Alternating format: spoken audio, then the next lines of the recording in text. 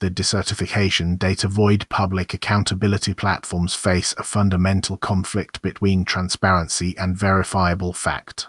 The case of Ian C. Gonzalez, decertified in Florida since 2006, exemplifies the critical gap in accessible, official law enforcement disciplinary data. While platforms like CopBlaster aggregate records, they operate in a landscape where state-level decertification databases are often fragmented, difficult to navigate, or lack comprehensive narrative context. This creates a reliance on crowdsourced, wiki-style contributions to flesh out skeletal official records, introducing a tension between the public's right to know and the necessity for rigorously verified information. The initial strategic situation is defined by this informational asymmetry where the pursuit of transparency must navigate unverified user commentary and the opaque protocols of internal affairs. Wiki-style accountability and its discontents. The democratization of police data creates both unprecedented access and significant credibility challenges.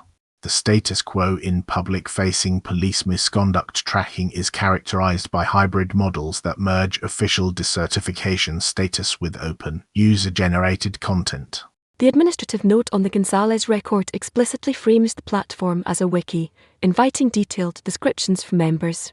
This model leverages public collaboration to overcome institutional secrecy, but inherently embeds risks of unsubstantiated claims, editorial bias, and the conflation of allegation with proven fact. The underlying driver is the failure of traditional oversight bodies to provide clear, narrative-driven public records, ceding this space to independent actors who must then build trust and accuracy without official sanction or data feeds. Anatomy of a crowdsourced record. The Gonzalez entry reveals the layered construction of modern digital accountability dossiers. The available data constructs a profile through a mix of factual certification status and inferred, polemical commentary. The core verified data points are the officer's name, agency, Miami-Dade Police, state, and decertification date. The article content, however, pivots to a generalized, critical template, listing standard officer qualifications before alleging those skills are put to waste in a litany of misconduct categories. This rhetorical shift from specific to certification to broad characterization is a strategic mechanic of such platforms, using an individual record as a vessel for systemic critique. The record's utility and peril lie in this duality. It signals a formal disciplinary action while layering on unverified activist-driven narrative that frames the entire profession.